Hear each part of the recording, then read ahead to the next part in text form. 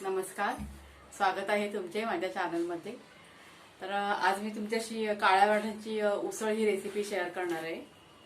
तर हे बघा काळे वाटाणे, हे मी सकाळीच भिजत घातले होते। ते आपल्याला आता कुकरमध्ये उकडून घ्यायचे। तर उकडताना त्याच्यामध्ये आपण थोडीशी हळद आणि थोडंसं मीठ टाकायचंय आणि कुकरमध्ये ते 4 ते 5 शिट्या आपल्याला चांगलं उकडून घ्यायचंय। यात मी पाणी टाकते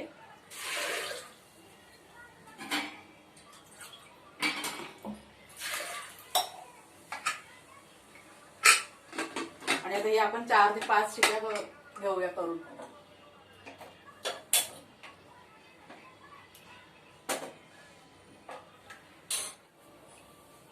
तर इथे आता आपला कुकर झालाय 4 शिट्या आणि थंड सुद्धा झालाय कुकर आपला।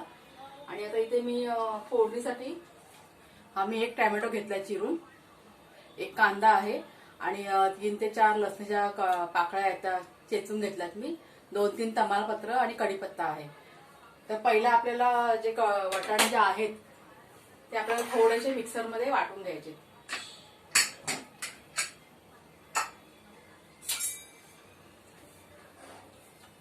हे आपल्याला जाडसर मिक्सर मध्ये थंड करून वाटून घ्यायचे।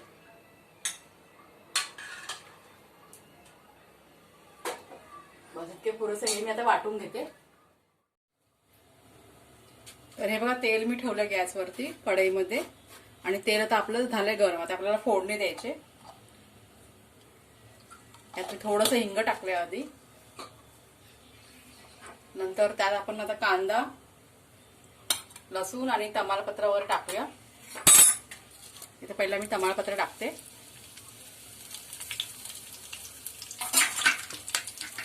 आणि नंतर हे कांदा आणि लसूण।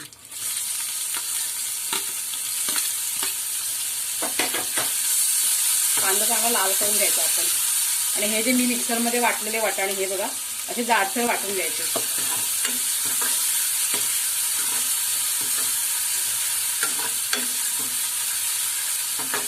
आता कांदा लाल झाला की त्यात आपण पहिला तिखट मसाला टाकूया, म्हणजे आपल्या उसळचा कलर जो आहे तो एकदम छान येईल।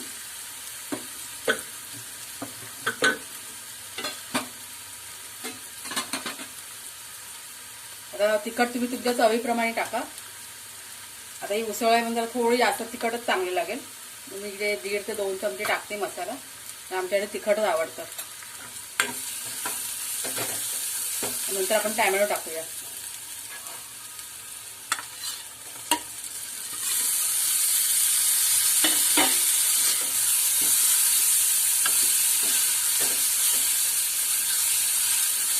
टोमॅटो टाकून झाला आपण जो वाटलेला मसाला असतो कांदा आणि खोबऱ्याचं जे वाटण असतं ना ते आपल्याला टाकायचं आहे।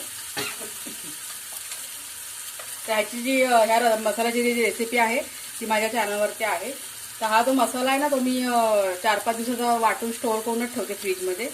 आणि जर का कधी माझं जर का वेगळं काय असतं म्हणजे नॉनव्हेज जेव्हा बनवते त्यावेळेस मी फक्त फ्रेश बनवून टाकते। तिथे मी 2 मोठे चमचे आता मसाला वाटलेला मसाला टाकते।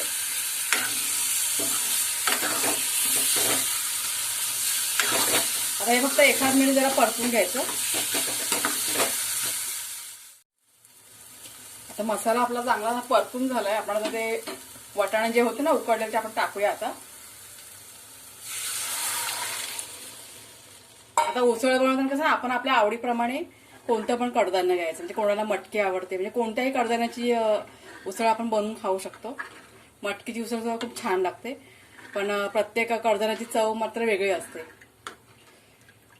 आता हे आपल्याला किती पातळ हवंय किती घट्ट हवंय त्याप्रमाणे आपण यात पाणी टाकायचं। आता जे वाटलेले होते ना वाटाणे ते आता मी यात टाकणार आहे।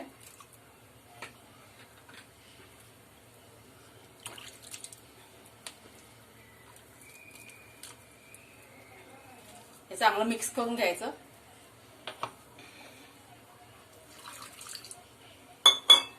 आणि उकळी आल्यावरती आपल्याला हे निदान 10 मिनिटं तरी स्लो गॅसवरती शिजत ठेवायचं। म्हणजे जेवढी तुम्ही शिजवाल ना तेवढी आपली जी उसळ आहे ना त्याची टेस्ट अजून वाढते। आणि तमालपत्र टाकल्यामुळे त्यात अजूनच चांगले फ्लेवर्स जे असतात ना तमालपत्राचे त्यात उसळीमध्ये येतात। म्हणून उसळ बनवताना कधी पण निदान 2 तरी तमालपत्र तुम्ही टाकाच। खूप छान चव येते.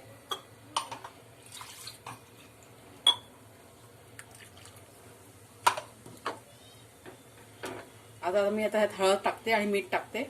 आता उकडताना वाटाणे उकडताना आपण त्यात मीठ टाकलेलं आहे, म्हणजे मीठ म्हणून थोडंसं जरा कमी टाकायचं. चांगलं सगळं मिक्स करून घ्यायचं अगोदर.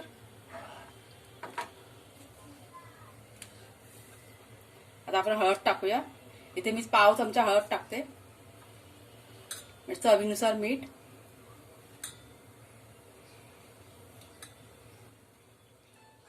आता आपल्या उसळीला बघा म्हणजे उकळलंय ते, तर कड आलाय. आता आपण गॅस स्लो करूया आणि झाकून 10 मिनिटं शिजत ठेवूया. आता आपण बघूया आपली उसळ झाले का. हे बघा झाले. त्यात आता आपण गरम मसाला टाकायचा बाकी आहे, तो आपण टाकायचा. इथे मी अर्धा चमचा गरम मसाला टाकते. गरम मसाला सगळ्यात शेवटी टाकायचा, म्हणजे जी उसळची चव आहे ना ते अजून वाढेल. आता ही थोडी पातळ ठेवायची उसळ, कारण आपल्याला पावाबरोबर खाणार आहे, त्याच्यामुळे मी थोडीशी पातळ ठेवणार आहे. तर तुम्हाला कसे हवे त्याप्रमाणे तुम्ही ठेवा.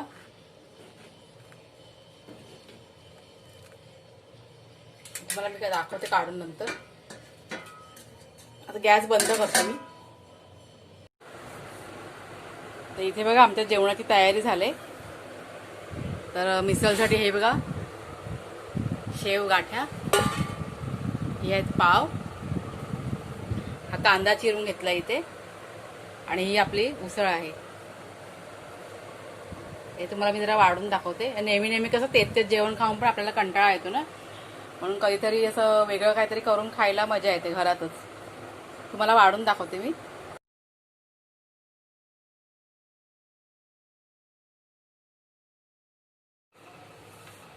तर तुम्हाला जर का माझी ही रेसिपी आवडली असेल तर प्लीज माझ्या चॅनलला सबस्क्राईब करा, व्हिडिओला माझ्या लाईक करा, आणि कमेंट करून नक्की सांगा की तुम्हाला माझी ही रेसिपी कशी वाटली ती. तर पुन्हा आपण भेटूया पुढच्या रेसिपीमध्ये. तोपर्यंत धन्यवाद.